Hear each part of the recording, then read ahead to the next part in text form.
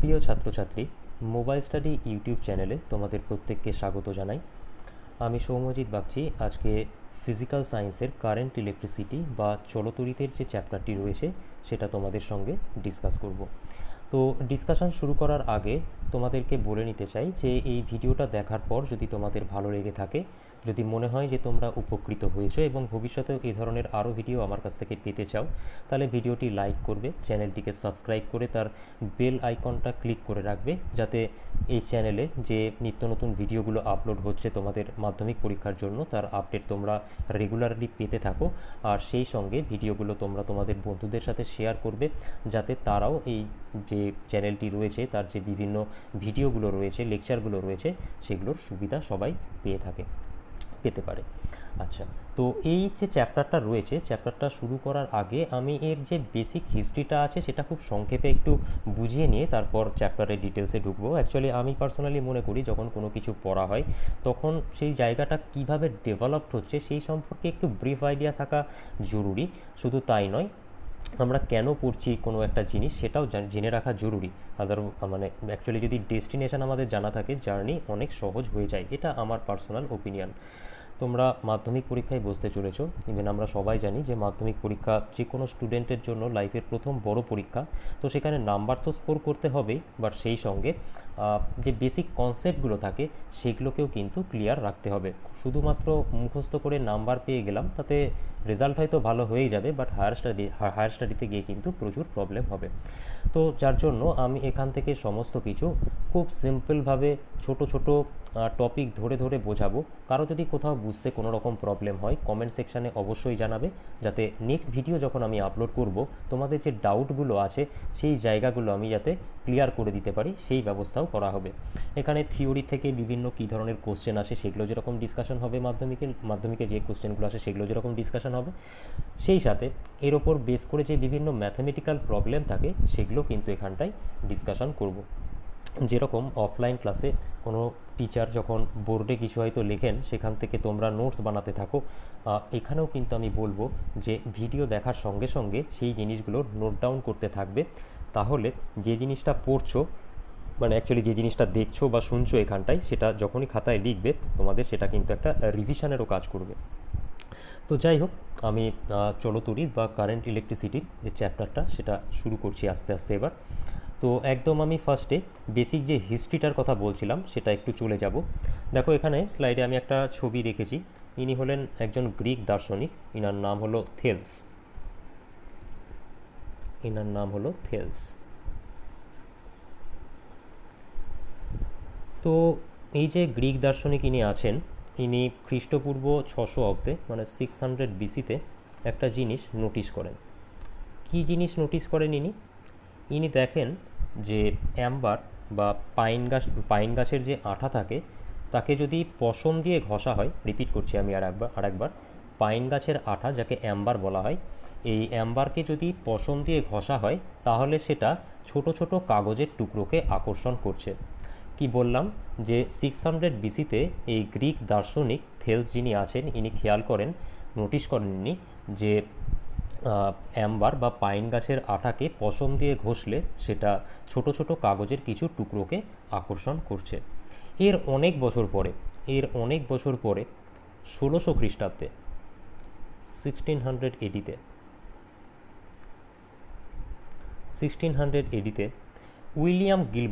Doctor William Gilbert, আমি inner নামও লিখে দিচ্ছি এখানটায়,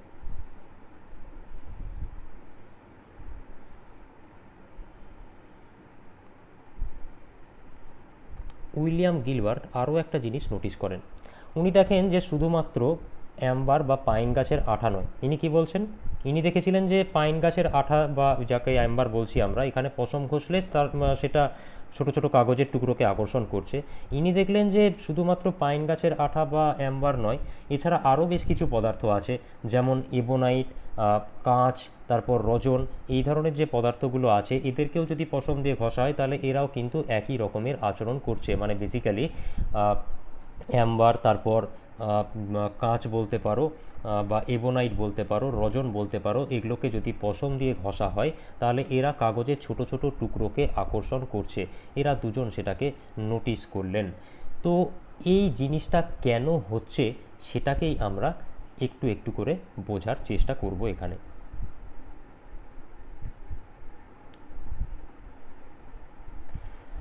দেখো, যে কোনো পদার্থ অসংখ্য ছোট ছোট পরমাণু বা অ্যাটম নিয়ে গঠিত। এটা আশা করি তোমরা প্রত্যেকেই জানো যে যে কোনো পদার্থ অসংখ্য পরমাণু বা যে ছোট ছোট পার্টিকেল যেটা বলা হয় সবথেকে পদার্থের সবথেকে ক্ষুদ্রতম কণা, সেটা কি হচ্ছে অ্যাটম। তো যে কোনো পদার্থ অসংখ্য অ্যাটম নিয়ে গঠিত, অ্যাটম বা পরমাণু নিয়ে গঠিত, তাই না? তো আমি এখানটায় লিখে নিই একটু পরমাণু। এটা হচ্ছে পদার্থের সবথেকে ক্ষুদ্রতম কণা তুমি বলতে পারো। এবার এই পরমাণুকে যদি ভাঙা হয় তাহলে আমরা কি কি পাই? পরমাণুকে যদি আমরা ভাঙি তাহলে পাবো হচ্ছে এক নিউক্লিয়াস,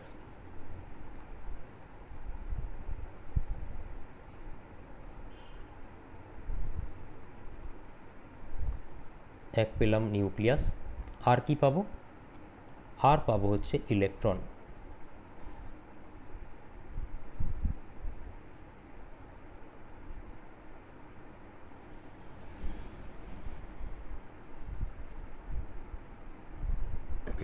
আর পাবো ইলেকট্রন। নিউক্লিয়াসকে যদি ফার্দার ভাঙা হয় তাহলে আমরা কি পাবো? নিউক্লিয়াসকে ফার্দার ভাঙা হলে আমরা পাবো হচ্ছে নিউট্রন,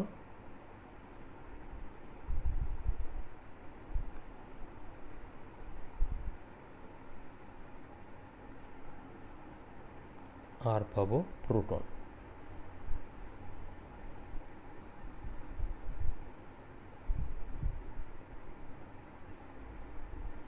এগুলো তো আশা করি জানো, এগুলো ছোট থেকেই তোমরা পড়ে এসছো। তো আমি রিপিট করছি আর একবার জায়গাটা, যে পদার্থের সবথেকে ক্ষুদ্রতম কণা হচ্ছে পরমাণু। পরমাণুকে যদি আমরা ভাঙি তাহলে পাবো হচ্ছে নিউক্লিয়াস আর ইলেকট্রন। নিউক্লিয়াসকে ফার্দার ভাঙা হলে আমরা আবার পাই নিউট্রন আর প্রোটন। আমরা এটাও জানি যে এই যে ইলেকট্রন, প্রোটন, নিউট্রন, এদের চার্জ কীরকম এটাও কিন্তু আমরা ছোটোতেই পড়ে এসেছি। ইলেকট্রনকে বলা হয় নেগেটিভ চার্জ পার্টিকেল, প্রোটন হচ্ছে গিয়ে পজিটিভ, আর নিউট্রনের তো কোনো চার্জ থাকে না, ওটা হচ্ছে নিস্তড়িত কণা। এবার পরমাণুর মধ্যে এই যে নিউক্লিয়াস, ইলেকট্রন বা নিউট্রন, প্রোটন, ইলেকট্রন, এগুলো কিভাবে থাকে সেটাকে বর্ণনা করার জন্য আমাদের পারমাণবিক মডেল বা অ্যাটমিক স্ট্রাকচার আমরা পড়েছি। এখানে আমরা কারেন্ট ইলেকট্রিসিটি চ্যাপ্টারে সেই অ্যাটমিক মডেল কিভাবে এলো সেইগুলো নিয়ে আমরা ডিটেলসে ডিসকাস করব না, বাট কারেন্ট ইলেকট্রিসিটি পড়তে গেলে অ্যাটমিক স্ট্রাকচারে যেটুকু জিনিস জানা থাকা দরকার সেটা আমরা একবার ছোট্ট করে দেখে নেব। আচ্ছা, তো অ্যাটমিক স্ট্রাকচার যখন পড়েছিলে খেয়াল করে দেখো, অ্যাটমিক স্ট্রাকচারকে রিপ্রেজেন্ট করার জন্য, বোঝানোর জন্য আমাদের সৌরজগতের সঙ্গে তাকে তুলনা করা হতো। সৌরজগতে কি বলা হয়? যে সূর্য হচ্ছে গিয়ে কেন্দ্রে আছে, সূর্যকে কেন্দ্র করে বিভিন্ন কক্ষপথে, মানে বিভিন্ন কক্ষপথে আমাদের বাকি যে গ্রহগুলো আছে সেই গ্রহগুলো ঘুরছে। তো পারমাণবিক মডেল বা অ্যাটমিক স্ট্রাকচার যেটা আছে, পারমাণবিক গঠন যেটাকে বলে, বোর হোক, রাদারফোর্ড হোক, তো সেই মডেলের আমি ডিটেলসে যাচ্ছি না। তো পরমাণুর যে বেসিক স্ট্রাকচারটা আছে, গঠন আছে, তাকেও কিন্তু আমরা একই জিনিসই বলি, যে আমরা ধরে নিই কেন্দ্রে থাকে হচ্ছে গিয়ে নিউক্লিয়াস, নিউক্লিয়াসকে কেন্দ্র করে বিভিন্ন কক্ষপথে ইলেকট্রনগুলো ঘুরছে, যেটা সৌরজগতে বলা হয় কেন্দ্রে আছে সূর্য আর তাকে কেন্দ্র করে বিভিন্ন কক্ষপথে গ্রহগুলো ঘুরছে। তো এখানে নিউক্লিয়াসকে কেন্দ্র করে ইলেকট্রনগুলো বিভিন্ন কক্ষপথে ঘুরছে, আর নিউক্লিয়াসের মধ্যে নিউট্রন আর প্রোটন থাকে। তো এই যে জিনিসটা বললাম এটাকে একটু এখানটায় আমি ছবিটা অ্যাড করে নিচ্ছি এখানটায়, তো একটু ওয়েট করবে প্রত্যেকে।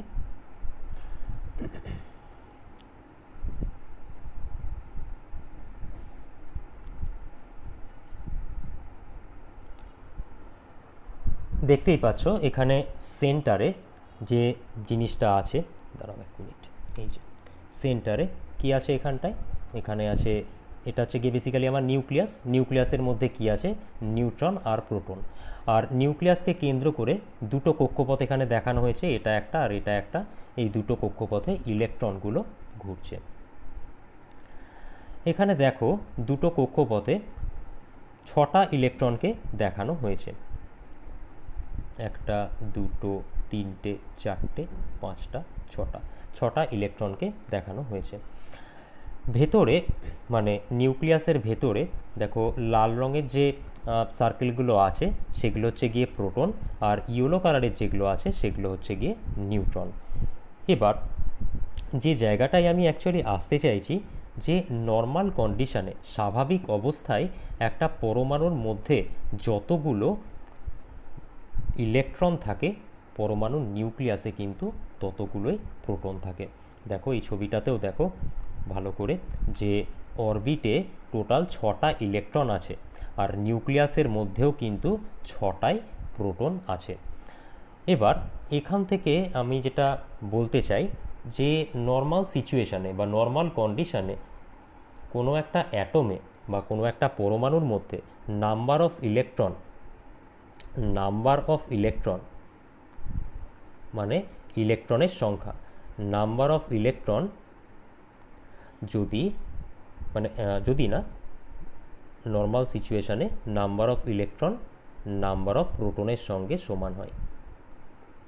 আচ্ছা, এবার একটা জিনিস দেখো তো, এখানে আমরা প্রোটনকে বলছি পজিটিভ চার্জ পার্টিকেল বা ধনাত্মক আধানযুক্ত কণিকা, আর ইলেকট্রনকে বলছি নেগেটিভ চার্জ পার্টিকেল বা ঋণাত্মক আধানযুক্ত কণিকা। এবার তুমি বলো যে একটা পরমাণুর মধ্যে যতগুলো ইলেকট্রন আছে ততগুলোই যদি প্রোটন থাকে, তাহলে পরমাণুটা কী ধরনের পরমাণু হবে? একটা নিস্তড়িত কণা বলতে পারো, কারণ যতটা পজিটিভ চার্জ পার্টিকেল আছে বা যতটা ধনাত্মক আধানযুক্ত কণিকা আছে পরমাণুর মধ্যে, ততগুলো ঋণাত্মক আধানযুক্ত কণিকাই তার মধ্যে আছে। তাহলে পরমাণুটা কীরকম হবে? নিস্তড়িত হবে। সেটাই হচ্ছে গিয়ে নর্মাল কন্ডিশানে সেরকম থাকে। বাট যদি কখনো এই ব্যালেন্সটা যদি কখনো বিঘ্নিত হয়ে যায়, এই ব্যালেন্সটা যদি কখনো ডিস্টার্বড হয়ে যায়, মানে ইলেকট্রনের সংখ্যা আর প্রোটনের সংখ্যা যদি কোনো কারণে সমান না হয়, তখন কি হবে সেটা আমরা দেখব। এবার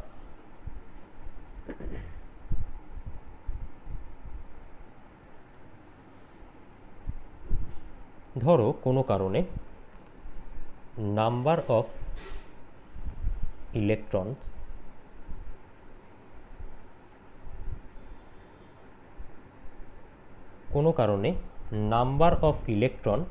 নাম্বার অফ প্রোটনের থেকে বেশি হয়ে গেল, greater than number of protons.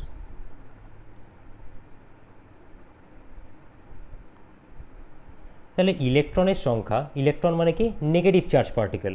তাহলে নেগেটিভ চার্জ পার্টিকেলের সংখ্যা যদি পজিটিভ চার্জ পার্টিকেলের সংখ্যার থেকে বেশি হয়ে যায়, তাহলে ওই অ্যাটম বা পরমাণুর মধ্যে টোটাল নেগেটিভ চার্জ কী হবে? বেশি হয়ে গেল। তাহলে সেক্ষেত্রে আমরা পরমাণুটাকে বা অ্যাটমটাকে কি বলবো?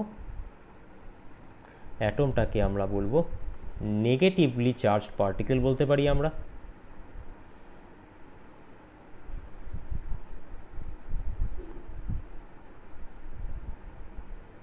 নেগেটিভলি চার্জড পার্টিকেল বা ঋণাত্মক আধানযুক্ত কণিকা বলতেই পারি আমরা। আমরা কি দেখলাম? নর্মাল সিচুয়েশানে number of electron number of প্রোটনের সঙ্গে সমান, তার জন্য পরমাণুটা হচ্ছে গিয়ে নিস্তড়িত।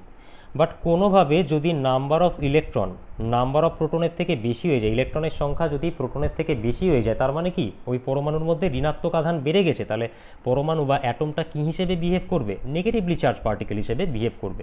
এবার স্বাভাবিকভাবে তোমাদের মনে প্রশ্ন আসবে যে কিভাবে এই ব্যালেন্সটা বিঘ্নিত হলো, মানে কিভাবে ইলেকট্রনের সংখ্যা প্রোটনের সংখ্যার থেকে বেড়ে গেল।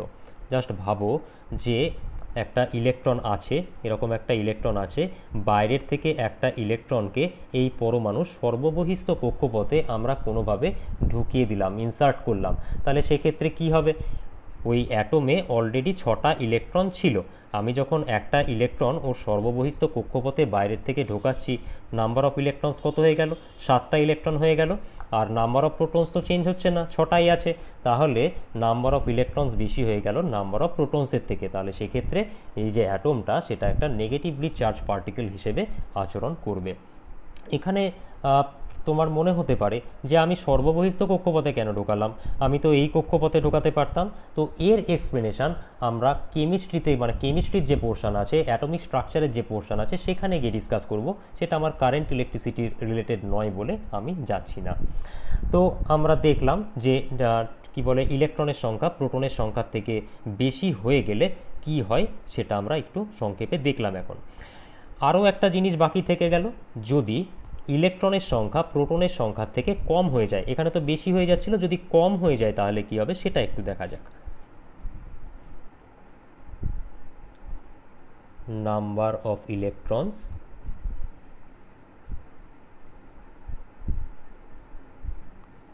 ইলেকট্রনের সংখ্যা প্রোটন সংখ্যার থেকে কম।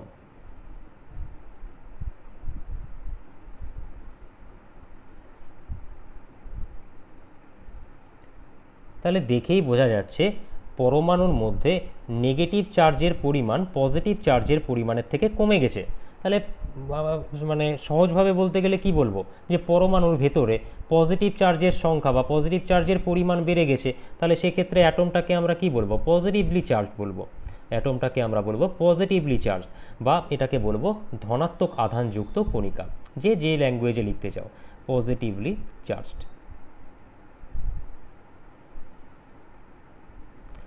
Positively charged.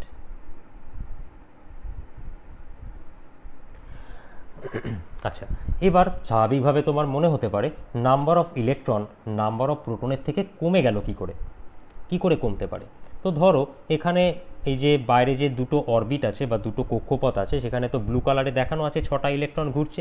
তো সর্ববহিস্থ কক্ষপথ থেকে সাপোজ এই ইলেকট্রনটাকে আমি কোনোভাবে বাইরে বের করে দিলাম, কোনোভাবে যদি বাইরে বের করে দিই, তাহলে এখন অ্যাভেলেবেল ইলেকট্রন কটা হলো, 6টা ইলেকট্রন ছিল, একটা ইলেকট্রন বের করে দিয়েছি, তাহলে পড়ে থাকলো কটা, 5টা ইলেকট্রন। কিন্তু নিউক্লিয়াসের মধ্যে কতগুলো প্রোটন আছে, 6টা প্রোটন আছে।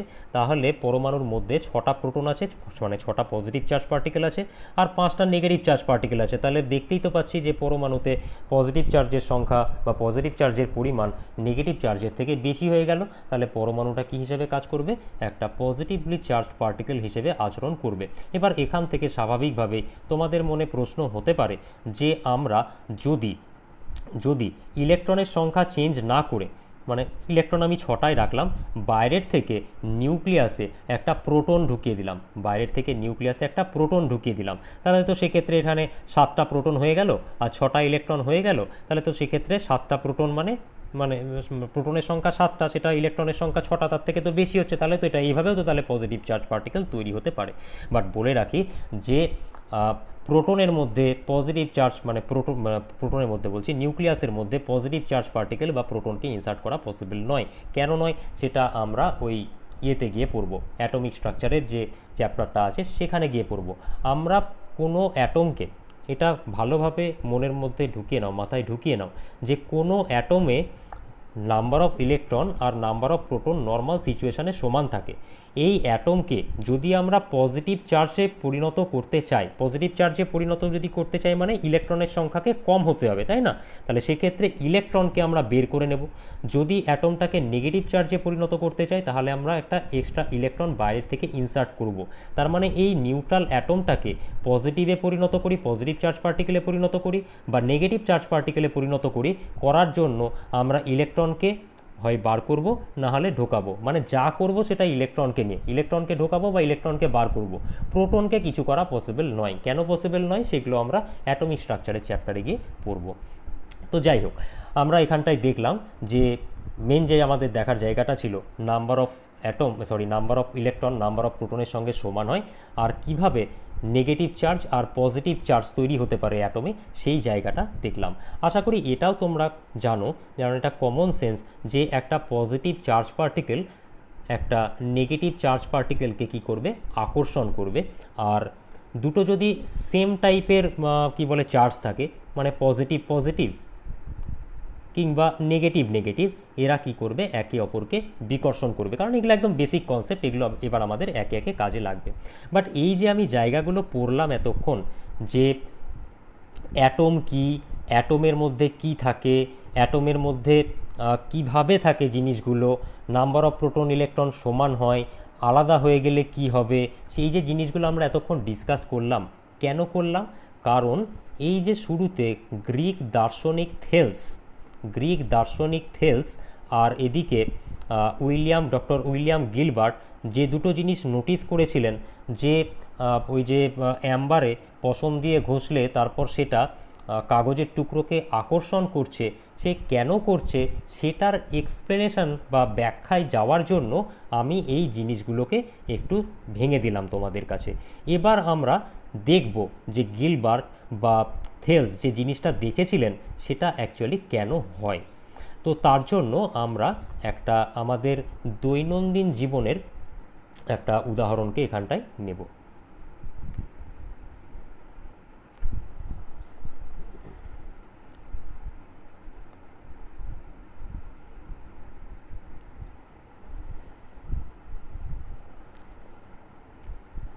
দেখবে যে বিশেষ করে শীতকালে যদি বেলুনকে চুলের সঙ্গে কিছুক্ষণ ঘষা হয়, দেখো বেলুনকে যদি চুলের সঙ্গে কিছুক্ষণ ঘষা হয়, তারপরে বেলুনটাকে চুল থেকে যদি স্লাইটলি একটু দূরে সরাও, দেখবে চুলটা বেলুন দ্বারা অ্যাট্রাক্টেড হয়ে, আকর্ষিত হয়ে এরকমভাবে লেগে যাচ্ছে। রিপিট করছি আমি আর একবার, যে বেলুনকে যদি চুলের সঙ্গে ঘষা হয় তাহলে দেখবে মানে বেলুনকে চুলের সঙ্গে ঘষে বেলুনটাকে চুল থেকে একটু দূরে সরালে চুলগুলো বেলুন দ্বারা অ্যাট্রাক্টেড হয়ে বেলুনের গায়ে লেগে যাচ্ছে। বিশেষ করে শীতকালে জিনিসটা হয়। এবার এটা কেন হয় সেটা আমরা বুঝবো। দেখো আমি এখানে কোন কোন জিনিসকে ইনভলভ করছি, একটা হচ্ছে চুল আর একটা হচ্ছে বেলুন, তাই না? আমি দুটোকে এখানটায় লিখে রাখছি, চুল আর এখানে নিচ্ছি বেলুন। এবার তুমি বলো যে চুল হোক বা বেলুন হোক প্রত্যেকে কি দিয়ে তৈরি? অ্যাটম দিয়ে তৈরি। চুল হোক বা বেলুন হোক প্রত্যেকের অ্যাটমেই ইলেকট্রন থাকবে, প্রোটন থাকবে, নিউট্রন থাকবে। চুল হোক বা বেলুন হোক, নর্মাল কন্ডিশনে চুলেরও যত অ্যাটমে যতগুলো ইলেকট্রন থাকবে ততগুলোই প্রোটন থাকবে, বেলুনেরও অ্যাটমে যতগুলো ইলেকট্রন থাকবে ততগুলোই প্রোটন থাকবে। তো আমি ধরে নিচ্ছি, কথার কথা ধরে নাও চুলের যে অ্যাটম আছে সেই অ্যাটমগুলোর প্রত্যেকটা অ্যাটমে নাম্বার অফ প্রোটন বা প্রোটন সংখ্যা ধরে নাও 6টা। তাহলে নর্মাল কন্ডিশনে চুলের অ্যাটমে ইলেকট্রন সংখ্যাও 6টা হবে। বেলুনের ক্ষেত্রে আমি ধরলাম ওর অ্যাটমে নাম্বার অফ প্রোটন হচ্ছে 5টা, তাহলে নাম্বার অফ ইলেকট্রনও নর্মাল কন্ডিশনে কী হবে? 5টা হবে। যখন বেলুনকে চুলের সঙ্গে ঘষা হবে তখন কি হয় বলো তো? চুল থেকে কিছু ইলেকট্রন বেলুনে চলে যায়। রিপিট করছি আমি আর একবার, যখন চুলকে বেলুনের সঙ্গে ঘষা হবে তখন চুল থেকে কিছু পরিমাণ ইলেকট্রন চলে যাবে বেলুনে। তো আমি কথার কথা ধরে নিলাম চুলের একটা অ্যাটম থেকে একটা ইলেকট্রন বেরিয়ে গিয়ে সেটা চলে যাচ্ছে বেলুনে। তাহলে চুলে নর্মাল কন্ডিশনে কতগুলো ইলেকট্রন ছিল? 6টা ইলেকট্রন ছিল। আর আমি ধরলাম কি যে একটা ইলেকট্রন বেলুনে চলে যাচ্ছে, তো 6টার থেকে যদি একটা ইলেকট্রন বেরিয়ে চলে যায় তাহলে চুলে কতগুলো ইলেকট্রন থাকলো এখন অ্যাটমে? 5টা। এবার এই যে একটা ইলেকট্রন সেটা কোথায় গেল? সেটা এলো হচ্ছে গিয়ে বেলুনে এলো। তাহলে বেলুনে আগে ছিল 5টা ইলেকট্রন ওর অ্যাটমের মধ্যে, এখন কটা ইলেকট্রন হলো? 6টা ইলেকট্রন হলো। আচ্ছা প্রোটনের সংখ্যা কি চেঞ্জ হচ্ছে? না, প্রোটন কিন্তু যা ছিল তাই থাকবে। প্রোটন চুলে আগে ছিল হচ্ছে গিয়ে 6টা একটা অ্যাটমের মধ্যে, এখনও 6টা থাকবে। বেলুনে একটা অ্যাটমে প্রোটন ছিল 5টা, এখনও 5টাই থাকবে। এবার সিচুয়েশানটা বোঝার চেষ্টা করো। দেখো যে ব্যালেন্সটা ছিল সেই ব্যালেন্সটা চুল হোক বা বেলুন হোক দুটোর ক্ষেত্রেই কিন্তু ডিস্টার্ব বা বিঘ্নিত হয়ে গেছে। প্রথমে চুলের মধ্যে যতগুলো ইলেকট্রন ছিল ততগুলোই প্রোটন ছিল, বাট এখন চুলে প্রোটনের সংখ্যা কি হয়েছে? ইলেকট্রনের সংখ্যার থেকে বেড়ে গেছে। তাহলে চুল কি হয়ে গেছে? পজিটিভলি চার্জড হয়ে গেছে, কারণ প্রোটনের সংখ্যা বেশি হয়ে গেছে ইলেকট্রনের থেকে। আর বেলুনে কি হয়েছে? বেলুনে শুরুতে তো আমার ওটা নিউট্রাল ছিল অ্যাটমটা, কিন্তু এখন দেখতে পাচ্ছি ইলেকট্রনের সংখ্যা বেড়ে গেছে প্রোটনের সংখ্যার থেকে।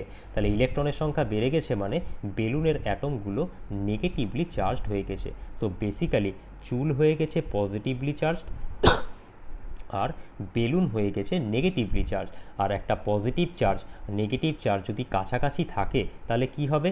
এরা একে অপরকে আকর্ষণ করবে। এখানে তো সেটাই হচ্ছে যে বেলুন হয়ে গেছে আমার নেগেটিভ চার্জ, চুল হয়ে গেছে পজিটিভ চার্জ। তাহলে বেলুন আর চুল কী করবে? একে অপরকে আকর্ষণ করবে, যার জন্য চুলটা চলে যাচ্ছে হচ্ছে বেলুনের এখানে আটকে আটকে যাচ্ছে। এটাই হচ্ছে গিয়ে আমাদের যখন বেলুনকে চুলে ঘষা হয় চুল কেন আকৃষ্ট হয় বেলুনের দ্বারা তার এক্সপ্লেনেশন। তো সেটাকেই আমি এখানটা একটা ছবি দিয়ে দেখিয়ে দিই। এক মিনিট।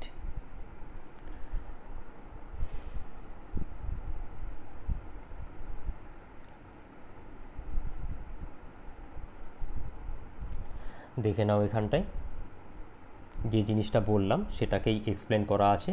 চুল থেকে ইলেকট্রন চলে যাচ্ছে বেলুনে, যার জন্য দেখো বেলুন নেগেটিভলি চার্জড হয়ে গেছে, চুল হয়ে গেছে পজিটিভ চার্জ। পজিটিভ চার্জ আর নেগেটিভ চার্জ একে অপরকে আকর্ষণ করে, তার জন্য আকৃষ্ট হচ্ছে। তার মানে এখানে থেলস, এক মিনিট, থেলস বলো বা উইলিয়াম গিলবার্ট বলো, থেলস হোক বা উইলিয়াম গিলবার্ট হোক, এরা যে জিনিসটা নোটিস করেছিলেন, এরা কী বলেছিলেন যে অ্যাম্বারকে যদি পশম দিয়ে ঘষা হয়, আর এখানে আমরা কি করছিলাম, চুলকে বেলুন মানে বেলুনকে চুল দিয়ে ঘষছিলাম, তাই না? তো তখন কি হচ্ছিল, উইলিয়াম গিলবার্টের ক্ষেত্রে বা থেলসের ক্ষেত্রে কি হয়েছিল, যে অ্যাম্বারকে ঘষার পরে তাকে যদি আমরা চুলে মানে পশম দিয়ে ঘষার পরে ছোট ছোট কাগজের সামনে আনলে আকর্ষণ করছিল। আর এখানেও আমরা দেখলাম যে যখনই চুলকে বেলুন দিয়ে ঘষলাম আর কি, তখনই চুল বেলুন দ্বারা আকৃষ্ট হচ্ছে। তাহলে এটুকু আশা করি বোঝা গেছে যে দুটোই কিন্তু হচ্ছে আমাদের সেম রিজনে।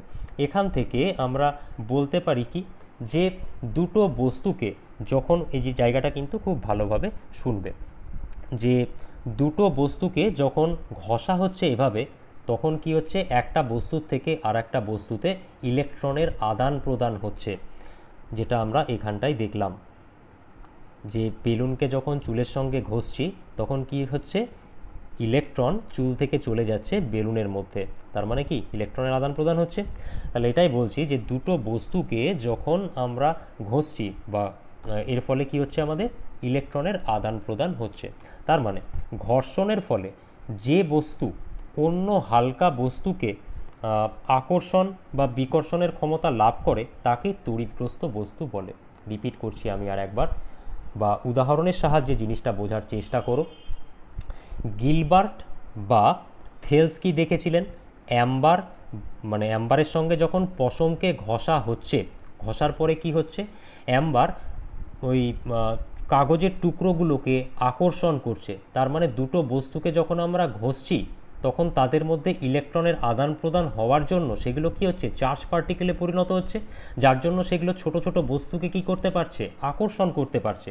তাহলে আমরা নিশ্চয়ই বলতেই পারি যে ঘর্ষণের ফলে যে বস্তু অন্য হালকা বস্তুকে আকর্ষণের ক্ষমতা লাভ করে তাকে তড়িৎগ্রস্ত বস্তু বলে।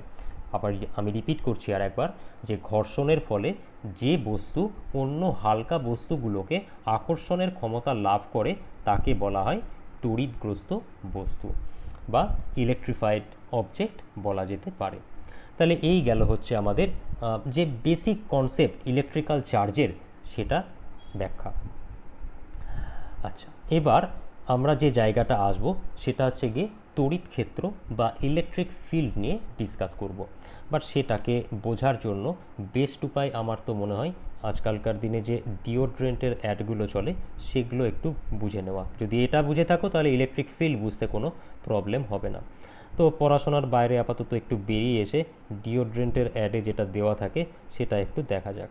সাপোজ এটা একটা ছেলে, এটাই তো দেখানো থাকে, এটা একটা ছেলে, আর ধরে নাও দেয়ার আর সাম গার্লস। এবার এই ছেলেটা যেটা আছে সে কি করছে, একটা এবিসিডি ডিওড্রেন্ট কিছু একটা ইউজ করছে। আমি গুগলে যেটা ছবি পেয়েছি সামনে সেটাকে এখানটায় ইয়ে করে নিচ্ছি, ওয়াইল্ড স্টোন সাপোজ। তো তারপরে কি দেখানো হয়, যে এই যে লেডিস বা গার্লসগুলো আছে, they are getting attracted to that person. কী করে হলো, অ্যাকচুয়ালি ডিওড্রেন্টের যে এক্সপ্লেনেশনটা অ্যাডভার্টাইজমেন্টে থাকে, যে ডিওড্রেন্ট ইউজ করার পরে এর চারিদিকে একটা জায়গা জুড়ে এই ডিওড্রেন্টের যে সুগন্ধ সেটা ছড়িয়ে পড়ে, and this ladies are getting attracted by it. ঠিক, এবার একটা জিনিস বলো, এই ছেলেটা যেখানে খুশি দাঁড়িয়ে থাকুক তাহলে কি এরা গন্ধ পাবে? তা কিন্তু নয়। মানে এ কলকাতায় দাঁড়িয়ে ডিওড্রেন্ট ইউজ করলো আর এরা নিশ্চয়ই জলপাইগুড়িতে দাঁড়িয়ে সেই গন্ধটা পাবে না। তার মানে আমরা একটুকু তো বুঝতে পারছি যে এই যে ডিওড্রেন্টটা ইউজ করা হচ্ছে সেটা এই ছেলেটার মানে ছেলেটার চারিদিকে পার্টিকুলার একটা জায়গা জুড়েই এই ডিওড্রেন্টটার প্রভাব থাকবে। মানে অসীম দূরত্ব অবধি বা অনেক জায়গা জুড়ে তো তার প্রভাব বা এফেক্ট থাকবে না, ওর চারিদিকে একটা পার্টিকুলার জায়গা জুড়ে ওর প্রভাব থাকবে। এই জিনিসটা যদি ক্লিয়ার হয়ে যায় তাহলে ইলেকট্রিক ফিল্ড বা তড়িৎ ক্ষেত্র এটা বুঝতেও কিন্তু প্রবলেম হবে না। কেন? দেখো,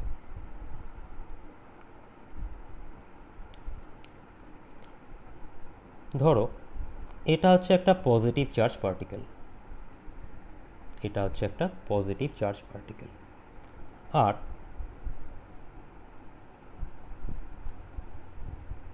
এটা হচ্ছে একটা নেগেটিভ চার্জ পার্টিকেল, যেটা এই পজিটিভ চার্জ পার্টিকেলের থেকে অনেক অনেক দূরে আছে। এবার তোমরা জানোই এটা যে positive charge particle negative charge পার্টিকেলকে আকর্ষণ করবে, বাট আমি বলেই দিচ্ছি এটার থেকে অনেক অনেক দূরে এটা আছে, তাহলে এটা নিশ্চয়ই আকৃষ্ট হবে না।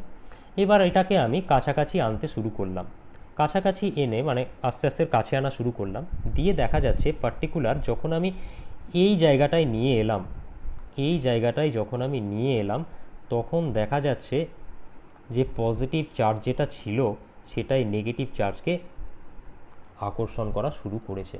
তার মানে আমরা বুঝতে পারছি কি একটা জিনিস, যে এই পজিটিভ চার্জ পার্টিকেলের চারিদিকে নিশ্চয়ই একটা জায়গা আছে, মানে একটা অঞ্চল আছে, যে অঞ্চলের মধ্যে বা যে জায়গার মধ্যে বা যে এরিয়ার মধ্যে আমরা অন্য একটা চার্জ পার্টিকেলকে যদি আনি তাহলে তার উপর আকর্ষণ বা বিকর্ষণ বল কাজ করবে।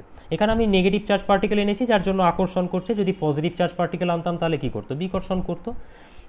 তো মোট কথা বলছি কি, যে একটা পার্টিকেল, একটা চার্জ পার্টিকেল আছে, ওই চার্জ পার্টিকেলের চারিদিকে একটা নির্দিষ্ট অঞ্চল থাকবে নিশ্চয়ই, সেই অঞ্চল বা জায়গার মধ্যে যদি অন্য একটা চার্জ পার্টিকেলকে আমরা আনি তবেই গিয়ে এই প্রথম চার্জ পার্টিকেলটা এই চার্জ পার্টিকেলটাকে আকর্ষণ বা বিকর্ষণ করবে। যে কোনো জায়গায় রাখলে কিন্তু হবে না, একটা নির্দিষ্ট অঞ্চলের মধ্যে রাখলেই হবে। তো এই যে চার্জ পার্টিকেলটা আছে তার চারিদিকে যতটা জায়গা জুড়ে, মানে যতটা জায়গা জুড়ে অন্য কোনো একটা নেগেটিভ পার্টিকেল বা পজিটিভ পার্টিকেলকে আনলে সে আকর্ষণ বা বিকর্ষণ বল অনুভব করবে, সেই অঞ্চলকে বা সেই জায়গাটাকে ওই চার্জের কি বলা হবে?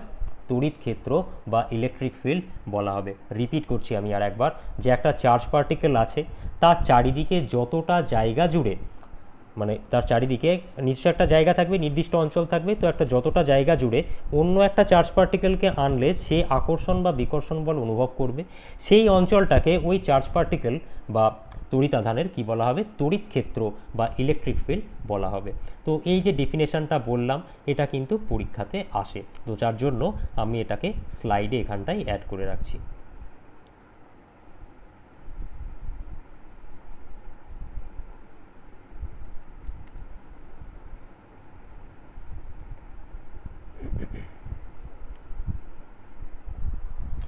দেখো কি বলছে, একটি আধানকে কোনো স্থানে রাখলে সেই আধানটি তার চারপাশে এমন একটি অঞ্চল তৈরি করে যেখানে অন্য কোনো আধানকে রাখলে সেই আধানটি একটি তড়িৎ বল অনুভব করে। এটি হলো তড়িৎ ক্ষেত্র। এটাই তো বললাম যে একটা আধান আছে, মানে একটা চার্জ পার্টিকেল আছে, তার চারিদিকে একটা নির্দিষ্ট জায়গা থাকবে যার ভেতরে অন্য কোনো চার্জ পার্টিকেল বা আধানকে যদি আনি তাহলে সে আকর্ষণ বা বিকর্ষণ বল অনুভব করবে। তাহলে ওই যে অঞ্চলটা, ওই যে জায়গাটা, তাকে ওই তড়িৎ আধান বা ইলেকট্রিক চার্জের কি বলবো?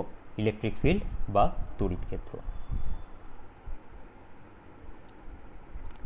এবার একটা সিম্পল জিনিস বোঝার চেষ্টা করো, যে ধরো দুটো চার্জ পার্টিকেল আছে, এটা একটা, এটা একটা, এরা পজিটিভ চার্জ পার্টিকেল বা নেগেটিভ চার্জ পার্টিকেল কিনা আমার দেখে লাভ নেই, বাট দুটো চার্জ পার্টিকেল আছে এরকম। চলো আমি দুটোর নামও দিয়ে নিচ্ছি, ঠিক আছে? এটার নাম দিয়ে নিলাম এ, এটার নাম দিয়ে নিলাম বি, আর এটুকু আমি ধরে নিচ্ছি চার্জ, এই যে চার্জ পার্টিকেলটা আছে এর চারিদিকে তো তড়িৎ ক্ষেত্র আছে, তো এর তড়িৎ ক্ষেত্রের মধ্যেই বি পার্টিকেলটা আছে। মানে সাপোজ এই যে এ চার্জ পার্টিকেলটা আছে এর তড়িৎ ক্ষেত্র বা ইলেকট্রিক ফিল্ড হচ্ছে টোটাল জায়গাটা জুড়েই। তাহলে আমি টোটাল জিনিসটাকে যদি ইন এ সামারি বলতে চাই, কি বলতে পারি? যে দুটো চার্জ পার্টিকেলকে, যেটা এখানে আমার এ আর বি নাম দেওয়া আছে, দুটো চার্জ পার্টিকেলকে এভাবে রাখা আছে, এদেরকে এমনভাবে রাখা আছে যাতে এরা একে অপরের তড়িৎ ক্ষেত্রের মধ্যেই থাকে, ঠিক আছে? আচ্ছা, কেন রাখছি? কারণ তড়িৎ ক্ষেত্রের বাইরে রাখলে তো কোনো কি বলবো, কোনো ওদের ওপর বল কাজ করবে না, আকর্ষণ বল হোক বা বিকর্ষণ বল হোক কাজ করবে না। বেসিক্যালি আমরা একটু আগেই পড়লাম না যে পজিটিভ চার্জ পার্টিকেল আর নেগেটিভ চার্জ পার্টিকেল কি করে? এই যেখানটায় আমরা দেখলাম যে দুটো চার্জ পার্টিকেলকে কাছাকাছি যদি রাখি, মানে ওদের তড়িৎ ক্ষেত্রে যদি দুটো চার্জ পার্টিকেলকে নিজেদের তড়িৎ ক্ষেত্রের মধ্যে যদি রাখা হয়, তাহলে ওরা একে অপরকে কী করবে, হয় আকর্ষণ করবে বা বিকর্ষণ করবে। আকর্ষণ করুক বা বিকর্ষণ করুক, সেটা কি এক ধরনের ফোর্স বা বল। তো দুটো এই যে তড়িৎ আধান বা চার্জ পার্টিকেল একে অপরকে আকর্ষণ করছে বা বিকর্ষণ করছে, যে বল দ্বারা আকর্ষণ করছে সেই বল বা ফোর্সের মান আমরা বের করতে চাইছি, ভ্যালু আমরা বের করতে চাইছি। তো সেই ভ্যালু যাতে বের করতে পারি, সেই জন্যেই আমরা ওদেরকে কি করছি, কাছাকাছি রাখছি, যেটাকে সায়েন্টিফিক্যালি বলা যেতে পারে দুটো চার্জ পার্টিকেলকে ওদের তড়িৎ ক্ষেত্রের মধ্যেই রাখছি, যাতে আকর্ষণ বা বিকর্ষণ বল কিছু হোক, কাজ করুক। এবার এদেরকে যে রাখা হয়েছে, এদের মধ্যে একটা ডিস্টেন্সও আছে। তো ডিস্টেন্সটাকে সাপোজ আমি আর ধরে নিলাম। এই এ আর বি, এই যে দুটো তড়িৎ আধান বা চার্জ পার্টিকেল আছে, এদের যে ডিস্টেন্স সেটাকে আমি আর ধরে নিলাম। ডিও ধরতে পারো, কোনো অসুবিধা নেই। এর চার্জকে আমি ধরে নিলাম Q1, বি এর চার্জকে আমি ধরে নিলাম Q2। আচ্ছা, এদের মধ্যে দেখতেই পাচ্ছ এ আর বি দুটো যখন চার্জ পার্টিকেল কীভাবে রাখা হয়েছে, এরা হয় নিজেদেরকে আকর্ষণ করবে বা বিকর্ষণ করবে। আকর্ষণ করবে না বিকর্ষণ করবে সেটা জানার জন্য তো ওদের চার্জটা জানতে হবে, বাট আমি তো সেটা এখানে দিইনি, পজিটিভ চার্জ না নেগেটিভ চার্জ দিইনি, তো সেই জন্য বলতে পারছি না আকর্ষণ না বিকর্ষণ। বাট একটা বল কাজ করবে আমি জানি, একটা ফোর্স কাজ করবে আমি জানি। তো যে ফোর্স কাজ করছে সেই ফোর্সটাকে আমরা এফ দিয়ে ডিনোট করছি, সেই ফোর্সটাকে আমরা এফ দিয়ে ডিনোট করছি। এই যে বল বা ফোর্স কার কার উপর ডিপেন্ড করে সেটা আমরা দেখব। দেখো একটা জিনিস, এখানে পজিটিভ চার্জ যত বেশি হবে, বা এখানে বা চার্জের পরিমাণ যত বেশি হবে, পজিটিভ তো বলিনি, চার্জের পরিমাণ যত বেশি হবে বা এখানে চার্জের পরিমাণ যত বেশি হবে, ওদের আকর্ষণ বল তত বাড়বে। চার্জের পরিমাণ যত কমবে, তাদের আকর্ষণ বল তত কমবে। এটাই তো স্বাভাবিক ব্যাপার। কি বলছি, দুটো চার্জ পার্টিকেল আছে Q1 আর Q2, যাদের চার্জের ভ্যালু, আধানের ভ্যালু। তো Q1 এর ভ্যালু বা Q2 এর ভ্যালু যত বাড়বে, আকর্ষণ বল তত বাড়বে। তাহলে এই যে ফোর্স বা আকর্ষণ বলক বা বিকর্ষণ বলক, তাহলে এই ফোর্স কার কার উপর ডিপেন্ড করছে, Q1 এর উপরেও ডিপেন্ড করছে, Q2 এর উপরেও ডিপেন্ড করছে। কিভাবে ডিপেন্ড করছে, ডিরেক্টলি প্রপোর্শনাল বা সমানুপাতিক। কারণ ওদের মান যত বাড়াবো, Q1 বা Q2 এর মান যত বাড়াবো, ফোর্স বা বলের মানও কিন্তু তত বাড়বে। Q1 Q2 এর মান যত কমাবো, বলের মানও কিন্তু তত কমবে। তাহলে এই ফোর্স কি হচ্ছে, Q1 আর Q2 এদের যে গুণফল, এদের সঙ্গে ডিরেক্টলি প্রপোর্শনাল বা সমানুপাতিক। আবার একটা জিনিস ভাবো, এদের মধ্যে ডিস্টেন্স আর, এই আর এর ভ্যালু যদি বাড়াতে থাকি, তাহলে বল কি হবে, কমতে থাকবে। সেটাই তো আমরা এখানটায় দেখেছিলাম, যে দেখো এখানে এই যে লাল রঙের আঁকা আছে চার্জ পার্টিকেলটা প্লাস, আর এখানে এটা মাইনাস আঁকা আছে, এদের মধ্যে কি কোনো আকর্ষণ কাজ করছিল? কেন? কারণ ডিস্টেন্স করছিল না। কেন? কারণ ডিস্টেন্সটা অনেক বেশি, এটার থেকে ডিস্টেন্স অনেক বেশি, যার জন্য আকর্ষণ কাজই করছিল না, বা বলতে পারি খুব কম কাজ করছিল, যেটা ফিল করা যাচ্ছিল না। বাট যখন আমি কাছাকাছি এনেছি, তখন কি হচ্ছে, আকর্ষণ বল এখানে বেশি কাজ করছে। এটা যদি মাইনাস না হয় প্লাস হতো, তাহলে বিকর্ষণ করতো। মোট কথা আমরা দেখতে পাচ্ছি ডিস্টেন্স যত বেশি হবে, আকর্ষণ বল তত কী হচ্ছে, বা বিকর্ষণ বল তত কী হচ্ছে, কম কাজ করছে। আর ডিস্টেন্স যত কম হচ্ছে, আকর্ষণ বা বিকর্ষণ বল তত বেশি কাজ করছে। তো এক মিনিট, এই যে ফোর্স আছে, সেই ফোর্সটা ডিস্টেন্সের স্কোয়ারের সঙ্গে ইনভার্সলি প্রপোর্শনাল। ডিস্টেন্সের স্কোয়ারের সঙ্গে ইনভার্সলি প্রপোর্শনাল, বা সরি এখানে তো ডি দিয়ে আমি ডিনোট করিনি, আর দিয়ে ডিনোট করেছি। ডিস্টেন্সের স্কোয়ারের সঙ্গে ইনভার্সলি প্রপোর্শনাল। তার মানে আমি বলতে চাইছি এটাই, যে দুটো চার্জ পার্টিকেল সাপোজ Q1 আর Q2, এই দুটো চার্জ পার্টিকেলকে যদি আর দূরত্বে রাখা হয়, তাহলে এই চার্জ পার্টিকেল দুটোর মধ্যে যে ফোর্স কাজ করবে, সেটা Q1 আর Q2 গুণফলের সঙ্গে সমানুপাতিক বা ডিরেক্টলি প্রপোর্শনাল। আর ওদের মধ্যে দূরত্বের বর্গের ব্যস্তানুপাতিক, যার জন্য দেখো এ ভ্যারিজাস 1/r²। আর এটাকে ডেপিক্ট করছে কে, এটাকে বর্ণনা করছে কে, ব্যাখ্যা করছে কে, তিনি হচ্ছেন কুলম্ব। এটাকেই আমরা বলি অ্যাকচুয়ালি কুলম্বের সূত্র বা কুলম্বস ল। তো কুলম্বের সূত্রের যে স্টেটমেন্টটা পরীক্ষাতে আসে, সেটাকে আমি এই স্লাইডে অ্যাড করে নিচ্ছি।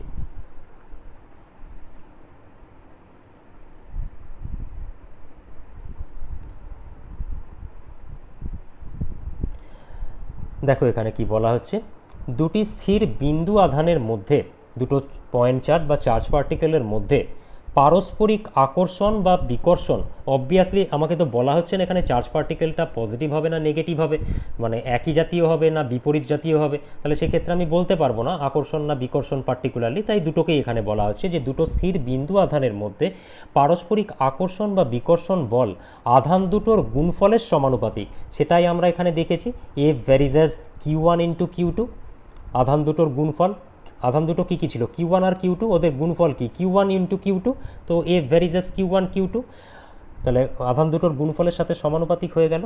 আর কি দেখলাম, আধান দুটোর মধ্যবর্তী দূরত্বের বর্গের ব্যস্তানুপাতিক, তো সেটাই তো এখানটাই হয়েছে।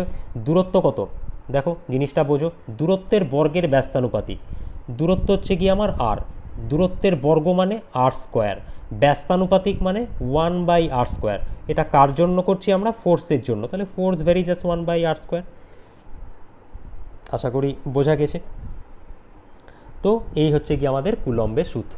তো কুলম্বের সূত্র পরীক্ষাতে 1 নম্বরের কোশ্চেন আসলে শুধু স্টেটমেন্টটা লিখে দিলেই হয়, বাট যখন 2-3 নম্বরের কোশ্চেন আসবে সেক্ষেত্রে আমাদেরকে স্টেটমেন্টটা লেখার পর এই জায়গাগুলো কিন্তু এক্সপ্লেন করতে হবে আমাদেরকে। যেরকম চার্জ নিলাম, এ আর বি দুটো চার্জ নিলাম, তাদের আধান হচ্ছে Q1 Q2, ওদেরকে আর দূরত্বে রাখা হয়েছে। এবার কুলম্বের সূত্রানুসারে F varies as Q1 into Q2 আর এফ ভ্যারিজ অ্যাজ 1/r², এটা কিন্তু করতে হবে। এরপরেও করতে হবে, সেটা কি করতে হবে আমি দেখছি, সেক্ষেত্রে ছবি এটা আঁকতে পারো। আর একটা জিনিস বলে রাখি, এখানে একটা কথা, সেটা হচ্ছে দেখো লেখা আছে বিন্দু আধান। এই বিন্দু আধান কি জিনিস সেটা তোমরা কমেন্ট সেকশানে লেখার চেষ্টা করবে। আমি ধরে নিচ্ছি তোমরা পারবে না, বাট তাও চেষ্টা করবে। আমি এর পরের ক্লাসে বিন্দু আধান বা পয়েন্ট চার্জ কী জিনিস তার কনসেপ্ট তোমাদেরকে দেব।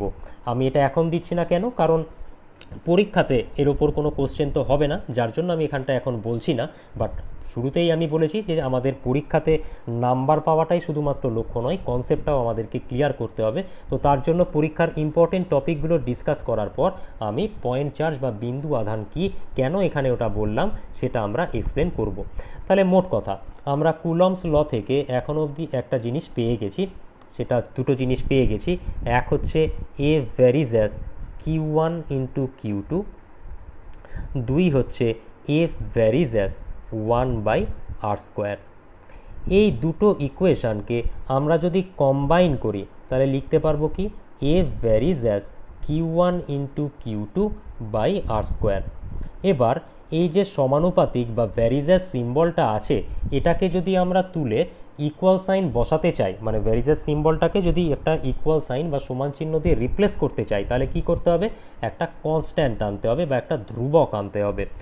তো সেজন্য আমরা লিখব F equals to K into Q1 Q2/r²,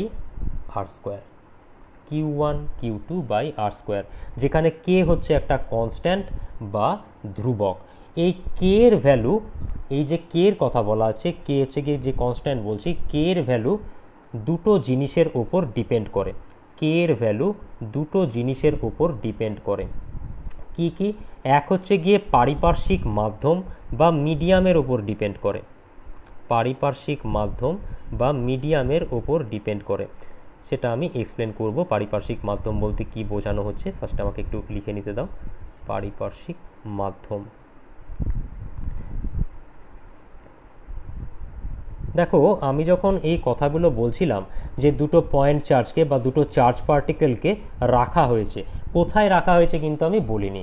generally আমরা বায়ুশূন্য কি বলে, যদি সাপোজ কথার কথা ধরে নাও মেঝেতে রাখলাম, ঠিক আছে, তাহলে সেক্ষেত্রে পারিপার্শ্বিক মাধ্যম কি, এয়ার বাতাস। যদি জলের মধ্যে রাখি তাহলে পারিপার্শ্বিক মাধ্যম কী হবে, ওয়াটার হবে। যদি আমরা অন্য কোনো লিকুইডের মধ্যে রাখি তাহলে সেটাই আমার হবে ওটার মাধ্যম। যদি বায়ু শূন্য স্থানে রাখি তাহলে সেখানে ওটা শূন্যস্থান বা কোনো মাধ্যম নেই, এরকম বলতে পারি। তো বলা হচ্ছে কি, এই যে এফ ইকুয়ালস টু, কোথায় গেল, F equals to K into Q1 into Q2/r², এখানে এই যে কে একটা কনস্ট্যান্ট, এর ভ্যালু কার উপর বা এর মান কার উপর ডিপেন্ড করবে, মাধ্যমের উপর ডিপেন্ড করবে, পারিপার্শ্বিক মাধ্যমের উপর। কোন মিডিয়ামে রাখা হয়েছে জিনিসটাকে, চার্জ পার্টিকেলগুলোকে, বা কোন মিডিয়ামের মধ্যে আমরা জিনিসটাকে ক্যালকুলেট করতে চাইছি সেটার উপর ডিপেন্ড করবে। মানে পাতি কথায়, ধরো দুটো চার্জ পার্টিকেল আছে, তাদেরকে তুমি সাপোজ 5 মিটার ডিস্টেন্সে রাখলে এদের মধ্যে তো একটা ফোর্স কাজ করবে। এটা ধরো আমি করলাম কোথায় বলো তো, যেখানে এআর আছে, এআরের মধ্যে জিনিসটাকে পারফর্ম করলাম, তাতে ফোর্সের যে ভ্যালু আসবে এই জিনিসটাকেই, মানে এই যে চার্জ পার্টিকেলটা আছে সেই চার্জ পার্টিকেলটাকে আমি জলের মধ্যে ডুবিয়ে রাখলাম, 5 মিটার ডিস্টেন্সে ডুবিয়ে রাখলাম, তাহলে ফোর্সের ভ্যালু কিন্তু আলাদা আসবে, এটাই বলা হচ্ছে। মানে সাপোজ এয়ারের মধ্যে দুটো চার্জ পার্টিকেলকে 5 মিটার ডিস্টেন্সে রেখে সাপোজ দেখা গেল 10 নিউটন ফোর্স কাজ করছে, কথার কথা ধরে নাও 10 নিউটন ফোর্স কাজ করছে ওদের মধ্যে, সেম জিনিসটাকে 5 মিটার ডিস্টেন্সে যদি জলের মধ্যে ডুবিয়ে দিই আর কিন্তু 10 নিউটন কাজ করবে না, সে বেশি করতে পারে কম করতে পারে সেগুলো আমরা পরে দেখব। মানে মোট কথা এই যে কে এর ভ্যালু, দেখো জলে ডোবাই বা কি বলে তেলে ডোবাই বা এয়ারের মধ্যে রাখি, Q1 আর Q2 তো আমি চেঞ্জ করছি না, এখানে Q1ও যা আছে Q2 আছে, এটাকে চেঞ্জ করছি না। ডিস্টেন্স দেখো এখানেও 5 মিটার আছে, এখানেও 5 মিটার আছে, তাহলে ডিস্টেন্সও চেঞ্জ করছি না, মানে এটাও চেঞ্জ হচ্ছে না। তা সত্ত্বেও এফ এর ভ্যালু আলাদা আসছে, সেটা কী করে সম্ভব? তার মানে নিশ্চয়ই কে এর ভ্যালু চেঞ্জ হয়ে যাচ্ছে। তার মানে এটাই যে কে এর যে ভ্যালুটা সেটা পারিপার্শ্বিক মাধ্যমের ওপর ডিপেন্ড করবে। আর কার ওপর ডিপেন্ড করবে? একক পদ্ধতির ওপর। একক পদ্ধতির ওপর, একক পদ্ধতি বা কোন ইউনিটে আমি ক্যালকুলেশন করছি তার উপর ডিপেন্ড করবে। ইউনিটের ওপর মানে, কারণ তোমরা শুরুতেই কিন্তু জেনে এসছো, একদম 9-এর যে ফার্স্ট চ্যাপ্টার ছিল সেখানে একক বা ইউনিট নিয়ে পড়াশোনা করেছিলে, সেখানে দেখেছিলে আমরা মূলত 3ভাবে এক্সপ্রেস করতে পারি। এক হচ্ছে গিয়ে সিজিএস পদ্ধতি, 2 এসআই পদ্ধতি, 3 এফপিএস পদ্ধতি। তো এফপিএস পদ্ধতি নিয়ে আমরা এখানে ডিসকাস তো করবো না, সিজিএস আর এসআই নিয়ে ডিসকাশনটা হবে আমাদের। তো আমরা এই ক্যালকুলেশনটা মানে এই ফর্মুলা দিয়ে যদি ক্যালকুলেশন এসআই পদ্ধতিতে করি তার জন্য কে এর একরকম ভ্যালু বেরাবে, যদি এই ফর্মুলার ক্যালকুলেশনই আমরা সিজিএস পদ্ধতিতে করি তাহলে কে এর ভ্যালু আর একরকম বেরোবে। কোন পদ্ধতিতে কে এর ভ্যালু কীরকম হবে সেটা আমরা এর পরের যে লেকচারটা সেখানটাই ডিসকাস করব। তাহলে এই গেল হচ্ছে গিয়ে আজকে আমাদের লেকচার। এই লেকচারে আমরা তাহলে কি কি শিখলাম? এই লেকচারে আমরা চার্জ পার্টিকেল কি জিনিস সেটা দেখলাম, ইলেকট্রন, প্রোটন, নিউট্রন, তার বেসিক যে ফান্ডামেন্টাল জায়গাগুলো সেটা দেখলাম, ইলেকট্রনের সংখ্যা কি করে বাড়ানো যায় কমানো যায় সেটা আমরা এখানটায় দেখলাম। তারপরে তড়িৎ ক্ষেত্র কাকে বলে বা ইলেকট্রিক ফিল্ড কাকে বলে সেটা আমরা দেখলাম। আর দেখলাম যে চার্জ পার্টিকেলকে যদি সার্টেন ডিস্টেন্সে রাখা হয় ওদের মধ্যে কীরকম ফোর্স কাজ করবে, সেই ফোর্স কার কার উপর ডিপেন্ড করছে, যেটা বেসিক্যালি কুলম্বস ল, সেটা আমরা দেখলাম। কুলম্বস ল এর স্টেটমেন্ট আর কুলম্বস ল থেকে আমরা F = K × Q1 Q2 / R² এই যে ডেরিভেশনটা সেটাও আমরা দেখলাম। সেই সাথে আমরা দেখলাম কে এর ভ্যালু কিসের কিসের উপর ডিপেন্ড করছে। তো নেক্সট দিন আমরা এই কে এর ভ্যালুগুলোকে ডিরাইভ করব, সিজিএস পদ্ধতিতে কী ভ্যালু আসছে, এসআই পদ্ধতিতে কী ভ্যালু আসছে, আর এর ওপর বেস করে আমরা কিছু ম্যাথ করব, আর বিভিন্ন যে ইউনিটগুলো আছে সেগুলোকে নিয়েও আমরা ডিসকাস করব। তো ভিডিওটা ভালো লেগে থাকলে তোমরা লাইক করবে, শেয়ার করবে বন্ধুদের সঙ্গে, চ্যানেলটিকে সাবস্ক্রাইব করবে, কোথাও বুঝতে অসুবিধা হলে কমেন্ট সেকশানে কিন্তু অবশ্যই জানাবে। Thank you.